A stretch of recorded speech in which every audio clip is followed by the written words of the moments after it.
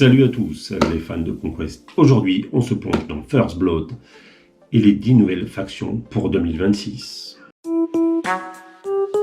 On va voir pour chacune son style de jeu, ses points forts, si elle est adaptée aux débutants ou aux joueurs expérimentés. Alors, c'est parti.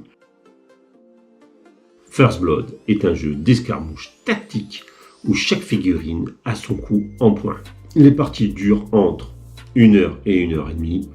Tu construis ta warband selon la limite convenue avec ton partenaire de jeu, le plus souvent entre 800 et 1000 points.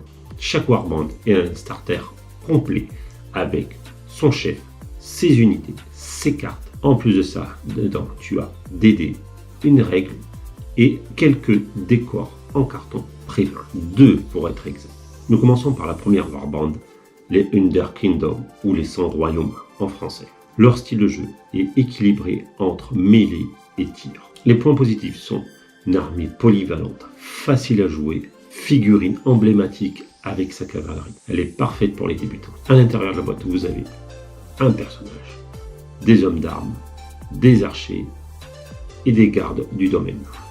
Ensuite, nous avons les spires ou les flèches en français. Le style de jeu est le contrôle du terrain et les créatures expérimentales. Les points positifs, c'est les combos de clones et les créatures biomécaniques uniques.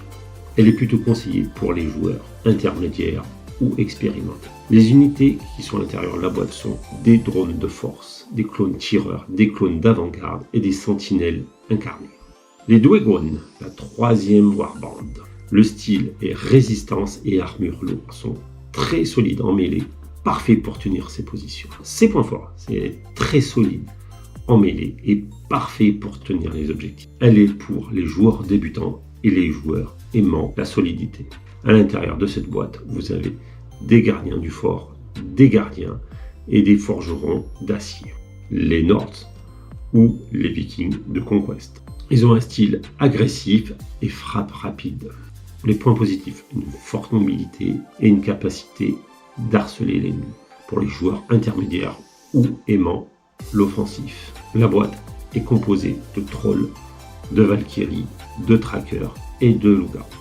Les city-states ou les cités-états, spartiates de l'Antiquité en gros, et reprend la mythologie grecque.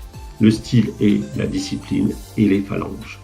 Les points forts sont une excellente défense et une combinaison phalange plus héros. Elle est pour les débutants et intermédiaires.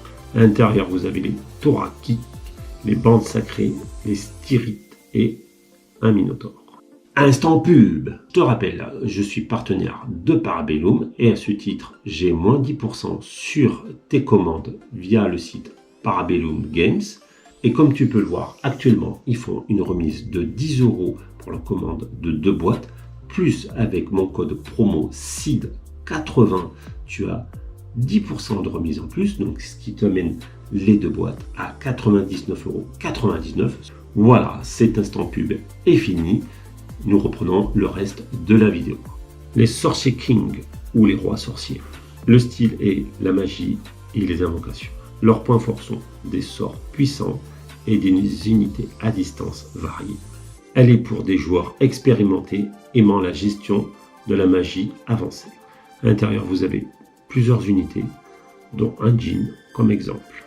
Je ne vais pas m'aventurer à dire les noms des unités, car c'est très compliqué à dire et je risque d'écorcher les noms des unités. Mais sachez que c'est une faction très dure à prendre en main. Les Wardrons ou, si vous préférez, les orques avec des dinosaures. Le style de jeu est très offensif et sauvage. Les points positifs, une force brute, le combo dinosaure plus orc fait très mal. Elle est plutôt conseillée pour des joueurs intermédiaires, voire expérimentés. À l'intérieur, vous avez des guerriers ensanglantés, des frondeurs, des guerriers tonnerres et une meute de chasse. La meute de chasse, ce sont des petits dinosaures. Old Dominion ou l'armée des morts vivants, style romain. Le style, c'est un contrôle tactique et durabilité. Elle s'adresse à des joueurs intermédiaires et à des joueurs qui aiment la patience et taper au bon moment. À l'intérieur, vous avez des légionnaires revenants, des centurions morts, des créatures sacrées corrompues. les Warrior Course, ou plus exactement des fées et de la magie. Leur style de jeu est la rapidité et la magie. Elle s'adresse aux débutants et aux joueurs intermédiaires.